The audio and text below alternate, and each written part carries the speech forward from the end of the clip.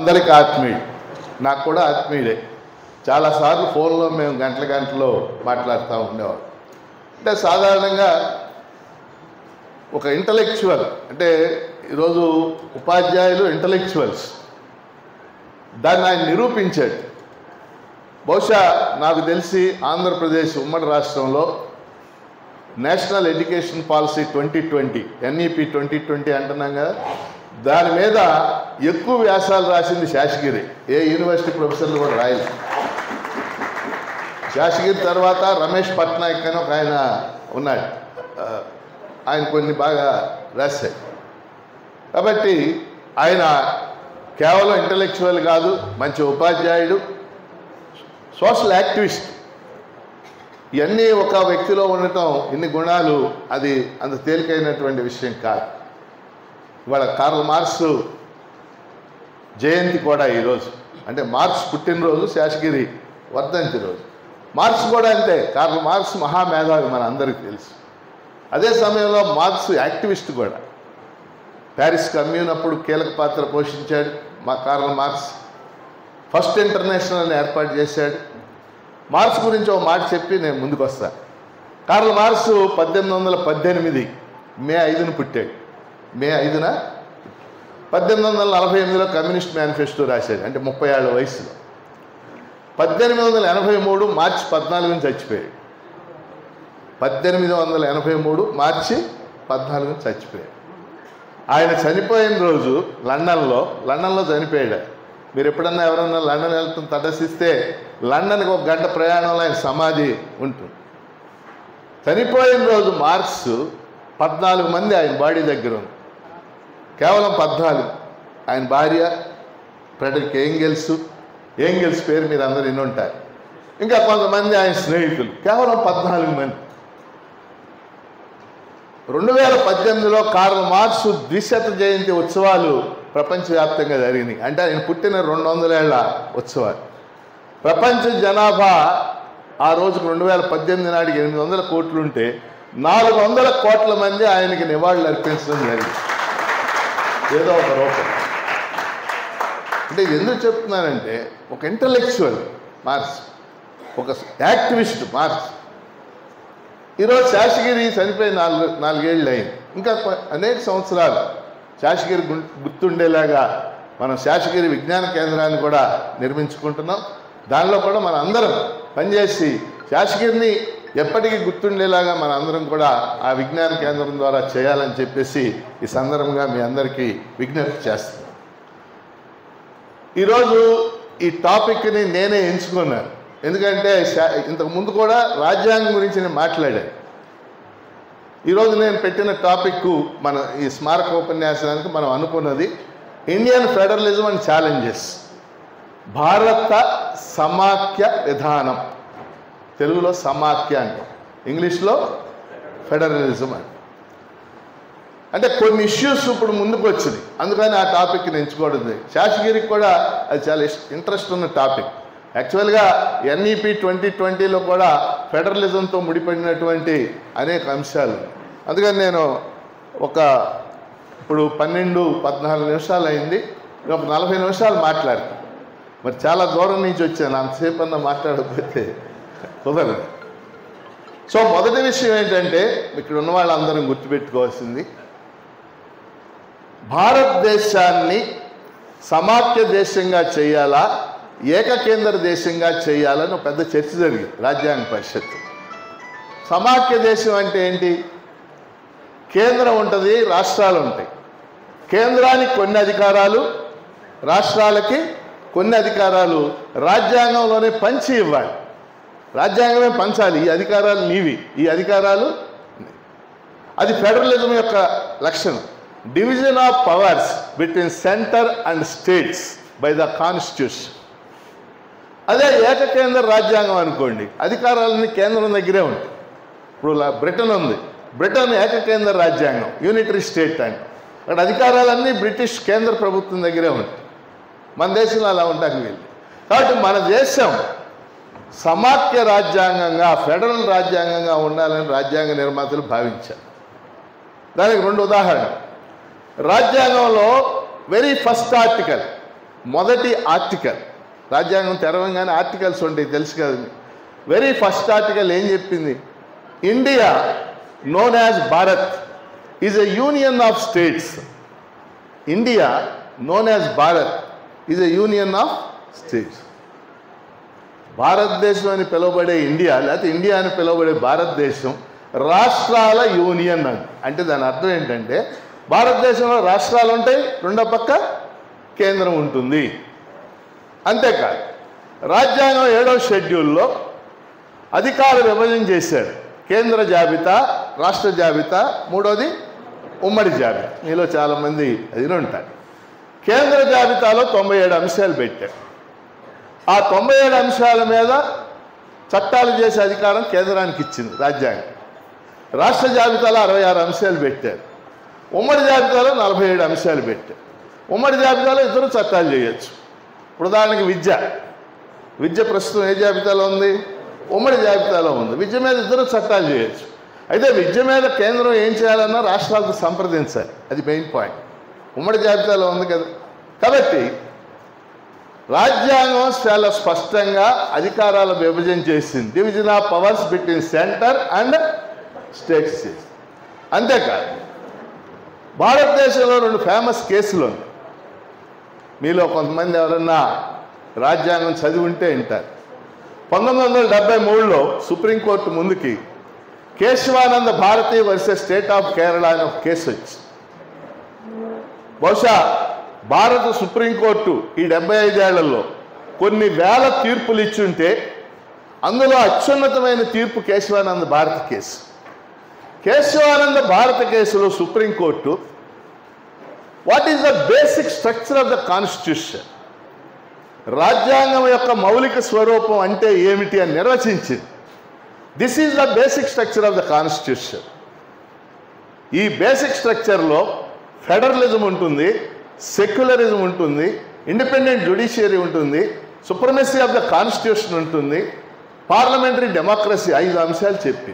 అంటే federalism is one of the basic structure characters of the Indian constitution.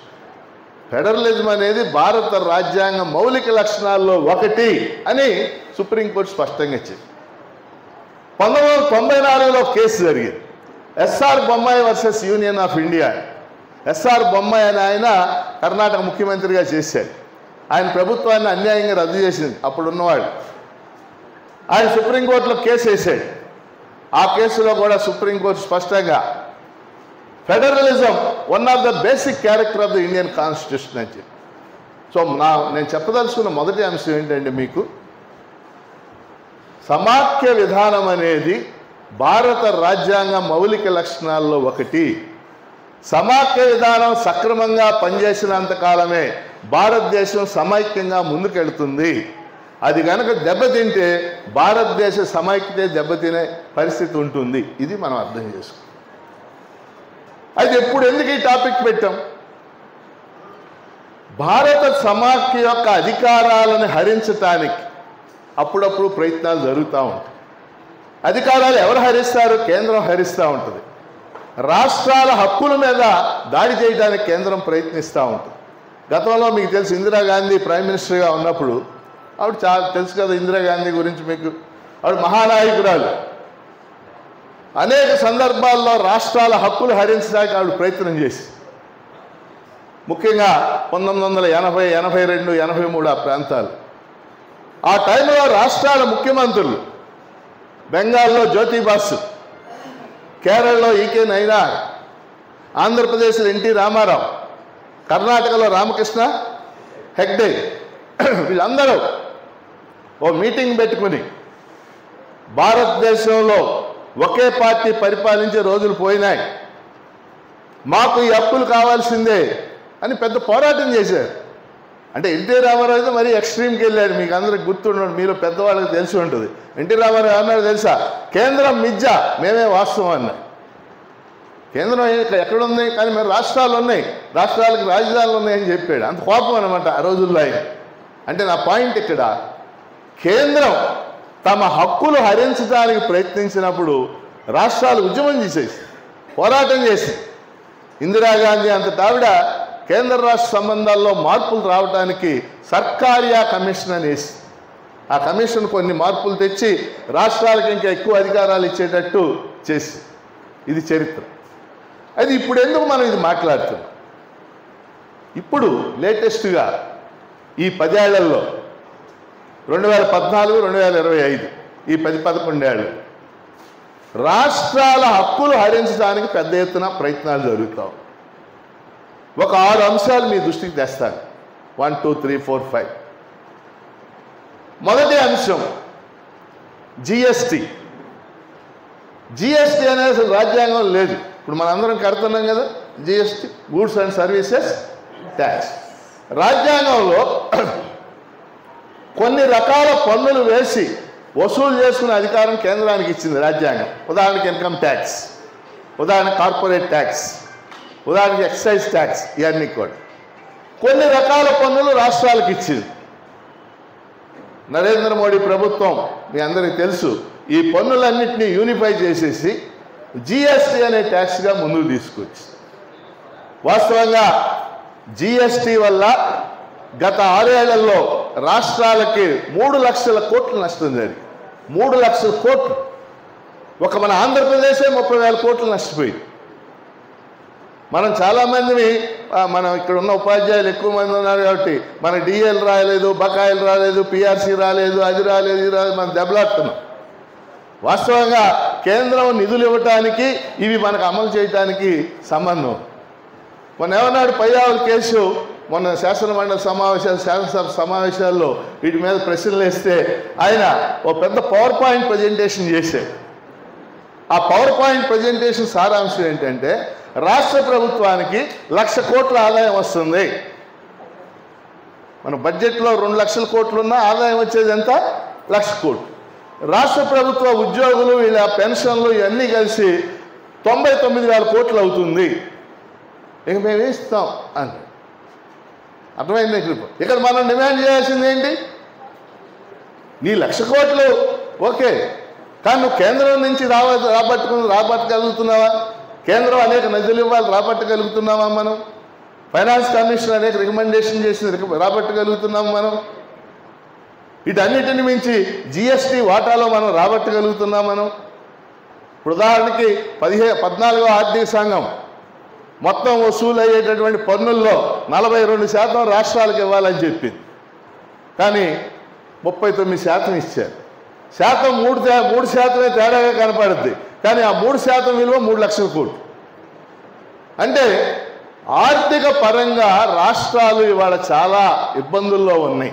ఒక ఆంధ్రప్రదేశ్ అనుకోకండి, అనేక రాష్ట్రాలు ఉద్యోగులకు డిఏలు ఇవ్వటం లేదు, అనేక రాష్ట్రాలు పిఆర్సీలు అమలు చేయటం లేదు. భవిష్యత్తులో ఇంకా గడ్డుగా వెళ్ళే పరిస్థితి కూడా ఉంది. ఇవి జరగాలంటే కేంద్రం నుంచి వాళ్ళకి రావాల్సిన నిధులు రాబట్టాలి. మన హక్కు అది.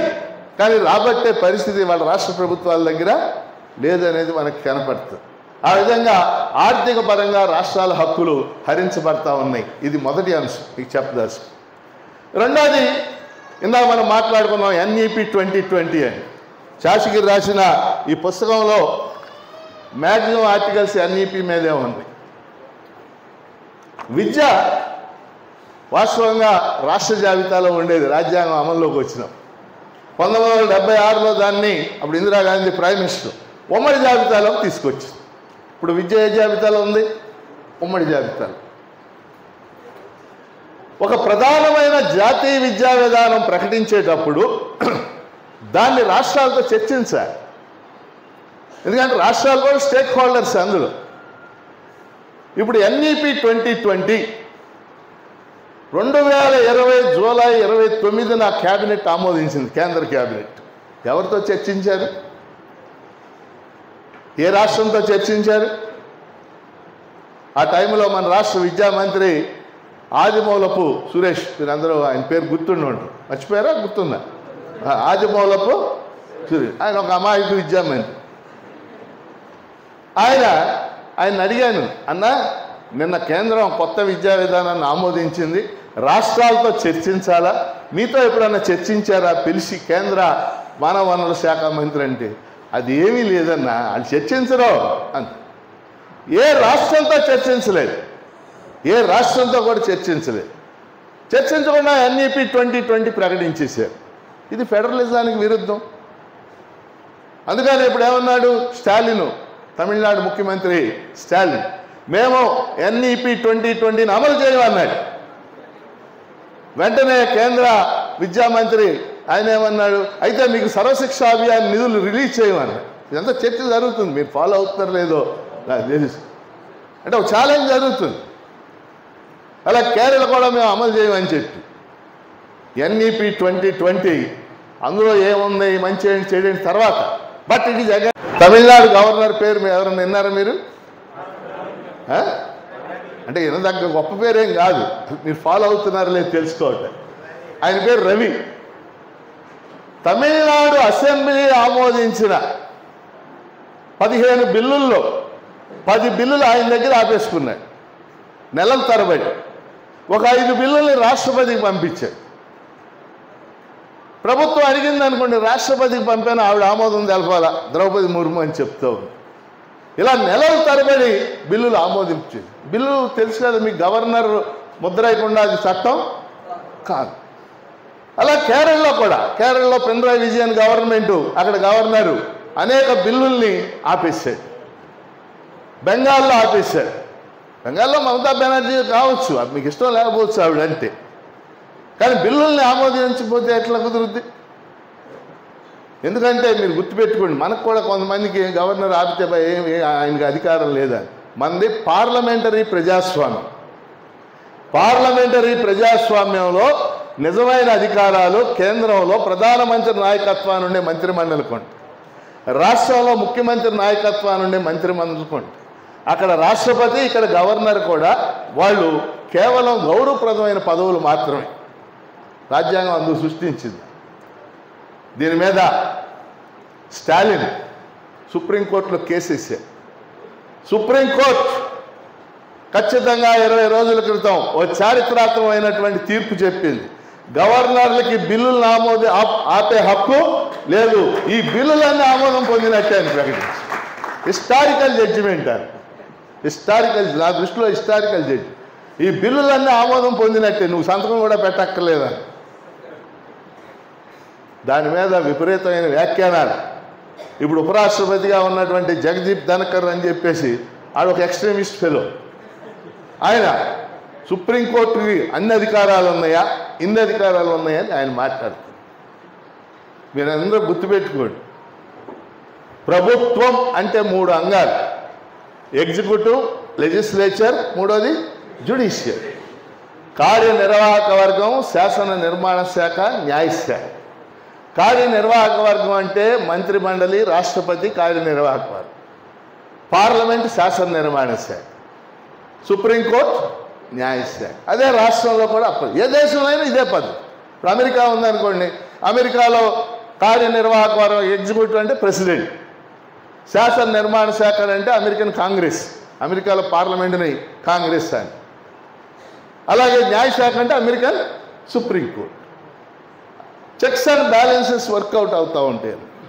అందుకని సుప్రీంకోర్టు గవర్నర్ల మీద తీవ్రమైన అభిశంసన చేసింది, మీకు హక్కు లేదు అని చెప్పి. అగైనెస్ట్ ఫెడరలిజం మీరు చేసే పని అని చెప్పి. ఇది లేటెస్ట్గా జరిగిన ఒక గొప్ప విక్టరీ. ఇది 4వ అంశం. 5వ అంశం, ఇప్పుడు చర్చ జరుగుతున్నటువంటి అంశం, మీరు అందరూ తెలుసుకోవాల్సినటువంటి అంశం, డీలిమిటేషన్.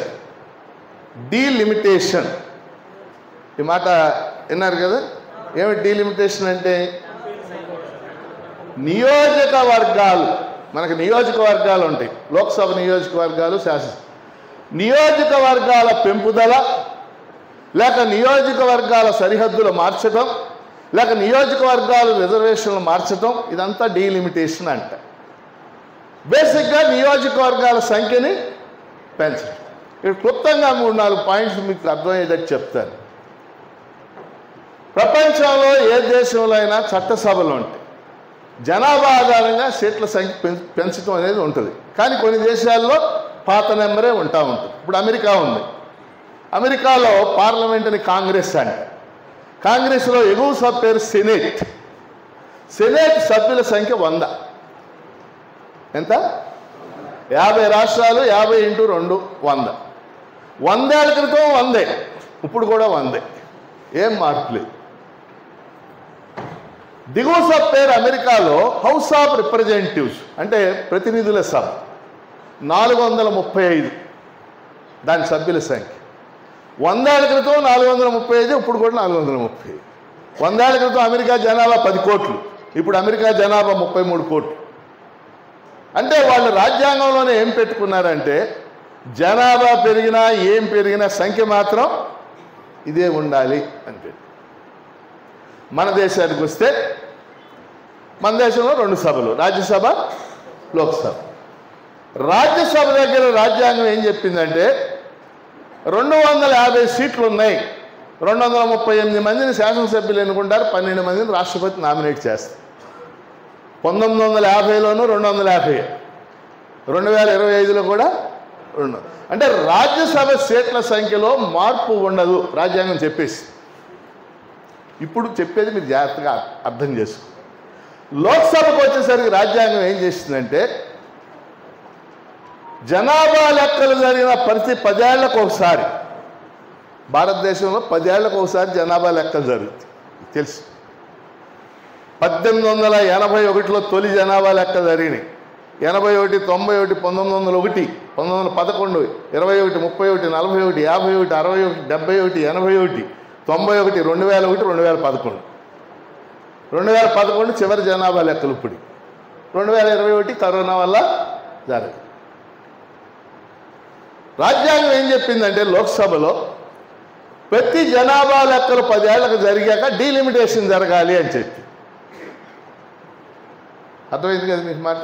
ప్రతి జనాభా లెక్కలు జరిగాక ఏం జరగాలి?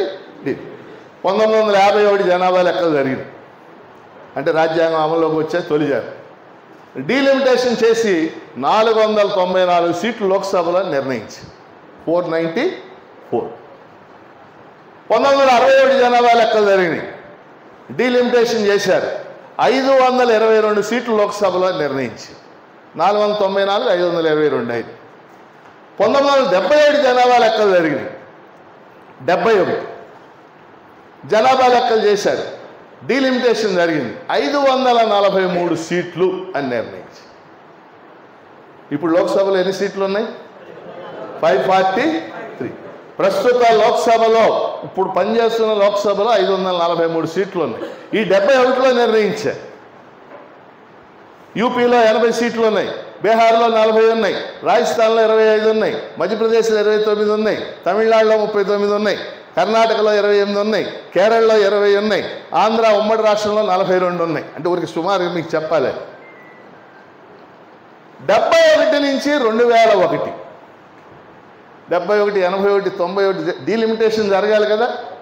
డీలిమిటేషన్ జరగకుండా ఇందిరాగాంధీ ఒక రాజ్యాంగ సవరణ చేసి ఓ 25 ఏళ్ళు ఏ సీట్లు ఉంటాయి అని చెప్పి. ఎందుకు చేసినప్పుడు మీకు చెప్తా తర్వాత. 25 ఏళ్ళు అయిపోయింది, 2001 వచ్చింది. 2001 జనాభా లెక్కలు జరిగినాయి. వాజ్పేయి ప్రైమ్ మినిస్టర్, వాజ్పేయి దగ్గరికి చంద్రబాబు నాయుడు, అప్పుడు చీఫ్ మినిస్టర్ కూడా చంద్రబాబు నాయుడు, కరుణానిధి వీళ్ళందరూ వెళ్ళి మీరు సీట్ల సంఖ్య పెంచవద్దు దయచేసి. వాజ్పేయి 84వ రాజ్యాంగ సవరణ చేసి 2026 వరకు ఈ సీట్లే ఉంటాయని చేసేసారు రాజ్యాంగం. ఏ సీట్లు? 545. ఆవిడ 25 ఏళ్ళు, ఈయన 25 ఏళ్ళు, ఈ 50 ఏళ్ళు కూడా 547, ఇప్పుడు 543.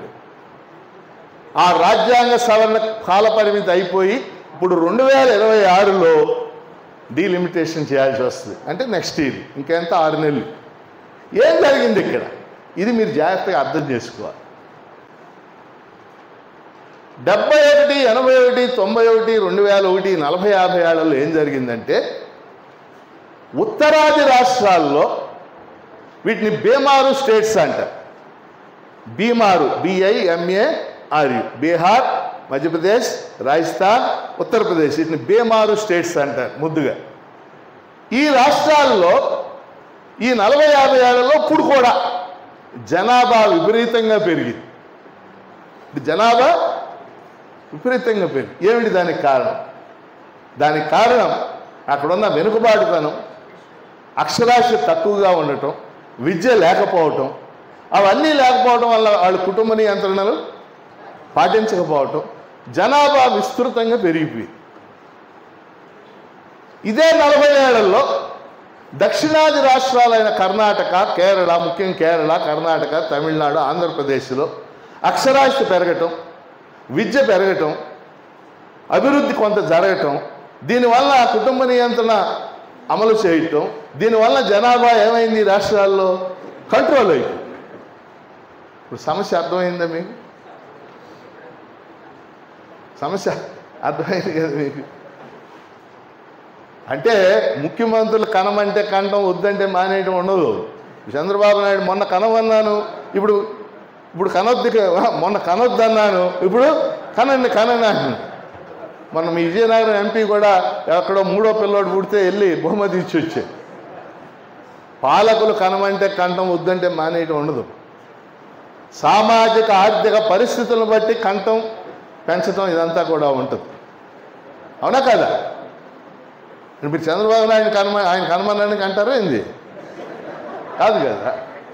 ఇప్పుడు అంబేద్కర్ వాళ్ళ అమ్మకి 14వ పిల్లోడు. మన కుటుంబాలు ఏవైనా తీసుకోండి, ఒక 2-3 జనరేషన్ వెనక్కి చెప్పండి, మన ఇళ్లలో 12 మంది, 10 మంది, 15 మంది పుట్టారు. కారణం ఏంటి? పుట్టినోళ్ళు చచ్చిపోతూ ఉండేవారు. అంబేద్కర్ 14 పిల్లలు పుడితే వాళ్ళ ఇంట్లో 7గురు చచ్చిపోయారు. వాస్తవంగా భారతదేశంలో 1921 జనాభా లెక్కల దాకా పుట్టేవాళ్ళకంటే చచ్చిపోయేవాళ్ళు ఎక్కువ ఉండేవారు. బర్త్ రేట్ కంటే డెత్ రేట్ ఎక్కువ ఉంది. 1850, 1900 మధ్య 50 ఏళ్లలో ఇండియాలో కరువు వల్ల 3 కోట్ల మంది చచ్చిపోయారు. Can you imagine? కలరా వచ్చేది, కోట్లు చచ్చిపోయాడు. మసూసి వచ్చేది, కోట్లు చచ్చిపోయాడు. 1918లో స్వైన్ ఫ్లూ అనే వ్యాధి వచ్చింది. మన ఆంధ్రాలో 15 లక్షల మంది చచ్చిపోయారు. You can't imagine. కాబట్టి పిల్లలు కనేవాళ్ళు అప్పుడు. ఇప్పుడేంటి, మేము కనం ఒకడే. ఇప్పుడు కొత్త కాన్సెప్ట్ డింక్ కప్పులు అని వచ్చింది. అసలు పిల్లలు కానం, పెళ్ళే చేసుకోము, మేము కలిసి ఉంటాం. ఇప్పుడు మీ అందరూ ఇదంతా పేపర్లో ఇదంతా మార్పుల్లో భాగం. నా పాయింట్ ఏంటంటే, ఇప్పుడు ఇక్కడ మీరు జాగ్రత్తగా అర్థం చేసుకోవాల్సింది, గత 40-50 ఏళ్లలో దక్షిణాది రాష్ట్రాల్లో జనాభా విపరీతంగా కంట్రోల్ చేయబడింది. ఉత్తరాది రాష్ట్రాల్లో ఇప్పటికి కూడా పెరుగుతూనే ఉంది. అంటే పెరుగుతూనే ఉందంటే వాళ్ళకి అదే పని అని కాదు అక్కడ పాయింట్. పిల్లలకంటే సింగిల్ పాయింట్ ప్రోగ్రామ్ అయింది. అక్కడ వెనుకబాటుతనం వాళ్ళకి తెలియదు. అది ఇప్పుడు 2026 జనాభా లెక్కల ఆధారంగా డీలిమిటేషన్ చేస్తే దక్షిణ భారతదేశానికి భయంకరమైన అన్యాయం జరుగుతుంది రాజకీయంగా. 2026 జనాభా లెక్కల ఆధారంగా డీలిమిటేషన్ చేస్తే ఈ సీట్లు 848కి పెరుగుతాయి. 840. ఇప్పుడు మోడీ కొత్త పార్లమెంట్ భవనం కట్టించారు, తెలుసు కదా. అందులో లోక్సభ సీట్ల సంఖ్య 840. దీని దృష్టిలో పెట్టుకుని కట్టించండి. 848కి పెరుగుతాయి. 848. యూపీలో 80 సీట్లు 128 అవుతాయి. 80 ఎన్ని అవుతాయి? 108. అంటే 48 పెరుగుతాయి ఏకాఏకి. బీహార్లో 40-70 అవుతాయి. రాజస్థాన్లో 25-44 సీట్లు అవుతాయి. మధ్యప్రదేశ్లో 29-44 అవుతాయి. కేరళలో 20-19 అవుతాయి. అర్థమైన పాయింట్. తమిళనాడులో 39-44 అవుతాయి. అంటే ఒక 5 పెరుగుతాయి. మన ఆంధ్రాలో 42 కదా ఉమ్మడి రాష్ట్రంలో, ఆ 42-48 అవుతాయి. అంటే రాజకీయంగా ఒక భయంకరమైన రాజకీయ అసమతౌల్యత, ఇంబ్యాలెన్స్ అంటాం. ఇప్పటికే ఉత్తరాది రాష్ట్రాల డామినేషన్ ఉంది పొలిటికల్గా. ఉత్తర దక్షిణాది రాష్ట్రాల మధ్య ఇది ఘర్షణగా మారే అవకాశం ఉంది. ఏడు బీజేపీ. అది జరిగిన 4 నెలలకి ఢిల్లీలో అసెంబ్లీ ఎన్నికలు జరిగాయి. 70 సీట్లు ఉంటాయి ఢిల్లీ అసెంబ్లీలో. 70 సీట్లలో 67 సీట్లు ఆమ్ ఆద్మీ పార్టీ గెలిచి, అక్కడ అది ఇక్కడ ప్రజల మనోభిప్రాయాలు భిన్నంగా, ప్రజల ఆకాంక్షలు భిన్నంగా ఉంటాయి. మోడీ ఉద్దేశం ఏంటంటే ఒకేసారి పెడితే నాకు ఓటు లోక్సభకు వేసి శాసనసభ కూడా నాకే వేస్తాడు. అసలు ఒక పార్టీ భారతదేశంలో కేంద్రంలోనూ అన్ని రాష్ట్రాల్లోనూ ఉంటే మేము ఉండాలి, లేకపోతే మేము బలపరిచే వాళ్ళు ఉండాలని ఆలోచించడమే ఫెడరలిజానికి పూర్తి వ్యతిరేకం. నా మాట అర్థమైందా మీకు? కేంద్రంలో అధికారంలో ఉన్న పార్టీ ఆలోచన ఏంటంటే కేంద్రంలో కానీ రాష్ట్రాల్లో కానీ ఉంటే మా పార్టీ ఉండాలి, లేకపోతే మేము బలపరిచేవాళ్ళు మమ్మల్ని బలపరిచే వేరే వాళ్ళు ఉంటే ఆయన ఎట్టగొట్టి ఇంటికి పంపుతాం. అనేక ప్రభుత్వాలను ఎలా పడగొడుతున్నారో మీరు చూస్తారు కదా. కాబట్టి జమిలీ ఎన్నికలు యాంటీ ఫెడరలిస్ట్. కాబట్టి ఏం చేయాలా? భారతదేశం యొక్క సమైక్యత, సమగ్రత రెండు అంశాల మీద ఆధారపడి ఉంది. మొదటిది ఫెడరలిజం, రెండోది సెక్యులరిజం. ఈ రెండు కనుక బలహీనపడితే ఈ దేశం ఇప్పటికే ఒకసారి విభజనకు గురైంది, మీ అందరికీ తెలుసు. 1947లో విభజన కారణం ఏంటి? మతతత్వం. విభజించు పాలించు అని బ్రిటిష్ వాడు అనుసరించినటువంటి సూత్రం. ఇప్పుడు జమ్మూ కాశ్మీర్లో ఉగ్రవాద సంఘటన జరిగింది. ఉగ్రవాద సంఘటన దుర్మార్గమైంది. ఉగ్రవాదం ప్రపంచంలో ఏ రూపంలో ఎక్కడ ఎలా ఉన్నా సరే దాన్ని ఖండించాలి. ఆ సంఘటన మొత్తాన్ని మీరు విశ్లేషణ చేస్తే జమ్మూ కాశ్మీర్లో ఏమన్నాడు అమిత్ షా? ఏప్రిల్ 4న అతను స్టేట్మెంట్ ఇచ్చాడు. జమ్మూ కాశ్మీర్ అంతా సజావుగా ఉంది, సౌఖ్యంగా ఉంది, పెట్టుబడిదారులు బాగా వస్తున్నారు, టూరిజం బాగా నడుస్తుంది అని చెప్పి. కానీ లోన జమ్మూ కాశ్మీర్ని వీళ్ళు దెబ్బతీసినది ఆర్టికల్ 370 రద్దు చేయటం, కానీ రద్దు చేయడం ఒక భాగం, అది అట్లా పెట్టండి. Jammu Kashmir not even a state now, అది ఒక రాష్ట్రం కూడా కాదు ఈరోజు భారతదేశం. ఏమిటది? కేంద్రపాలిత ప్రాంతం. అంటే ఒక రాష్ట్రం కూడా ఉంచలేవా? కాశ్మీరీ ప్రజల్లో ఒక అసంతృప్తి, ఒక అసహనం, ఈ ఎక్స్ప్రెషను ఎలా జరిగిందో మనం చూసాం. ఉగ్రవాదం ఏ రూపంలో ఉన్నా ఖండించాలి. ఉగ్రవాదానికి మతం ఉండదు, కులం ఉండదు. ఉగ్రవాదానికి గురయ్యే దేశాల్లో అమెరికా ఉంది, ఇండోనేషియా ఉంది, ఇండియా ఉంది, కెనడా ఉంది, ఇంగ్లాండ్ ఉంది, పాకిస్తానే ఉంది స్వయంగా. పాకిస్తాన్ మీరు అందరూ ఇక్కడ ఉన్న వాళ్ళందరూ పాకిస్తాన్ ప్రైమ్ మినిస్టర్ ఒక ఆవిడ పేరు మీరు వింటారు, బెనజీర్ భుట్టో. బెనజీర్ భుట్టో ఎవరు చంపేశారు? ఉగ్రవాదులు చంపేశారు. పాకిస్తాన్ అధ్యక్షుడు ఉండేవాడు జియావుల్ హక్ అని. ఆయన మామిడి పళ్ళు అంటే చాలా ఇష్టం. ఆయన ఒకసారి లాహోర్ వచ్చాడు.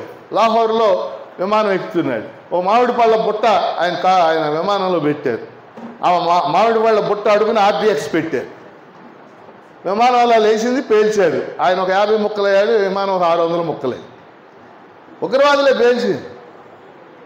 ఉగ్రవాదానికి వీడైతే ఇప్పుడు పాకిస్తాన్లో ఇంటర్నల్గా చాలా భయంకరమైన ఉగ్రవాదం జరుగుతుంది. బెలూచిస్తాన్ అని ఉంటుంది పాకిస్తాన్లో, అది విడిపోవాలంటుంది. పఖ్తూనిస్తాన్ అని ఉంటుంది, అది విడిపోవాలనుకోండి. కారణం ఏంటంటే పాకిస్తాన్లో పంజాబ్ ఉంది. వాళ్ళ డామినేషన్ తట్టుకోదు. కాబట్టి ఇది చాలా విస్తృతమైనటువంటి వ్యవహారం అన్నమాట ఉగ్రవాదానికి సంబంధించి. అంటే ఒక అంశం ఏంటంటే అందులో 2-3 విషయాలు ఫెడరలిజంతో కూడా ముడిపడి ఉంది. అందుకని ఆ మాట చెప్పాను మీకు. కాబట్టి ఫైనల్గా మీ అందరికీ చెప్పదలుచుకుంది, మనం కొంత ఆలోచన చేయాలి. భారతదేశ సమైక్యత, సమగ్రత, ఇలాంటి సంఘటనలు జరిగినప్పుడు ప్రజాభిప్రాయం ఫెడరలిజానికి వ్యతిరేకం ఇప్పుడు డీలిమిటేషన్ మీదే ఉంది. ప్రజాభిప్రాయం, ప్రజలు ఒత్తిడి తేవాలి. ప్రజల ఒత్తిడి ద్వారానే అనేకమైనవి మనం ఆపగలుగుతాం. ఆ విధంగా ఇప్పుడు నేను చెప్పిన అనేక అంశాల ద్వారా రాష్ట్రాల హక్కులు, ఒక ముక్కలో చెప్తున్నాను మీకు, రాష్ట్రాల హక్కులు కాపాడుకుంటేనే దేశ సమైక్యత. ఒక ముక్కలో చెప్పేస్తాను. ఇప్పుడు నేను చెప్పిన అన్ని అంశాలు కూడా రాష్ట్రాల హక్కులు హరించేట్టు ఆ విషయాన్ని తెలియజేస్తూ ఫెడరలిజం కోసం మనందరం, ఫెడరలిజమే కాదు, ఈ దేశ రాజ్యాంగ రక్షించుకోవాల్సిన అవసరం ఏర్పడింది. దేశ రాజ్యాంగ రక్షణకు కూడా మనందరం కృషి చేయాలని కోరుకుంటూ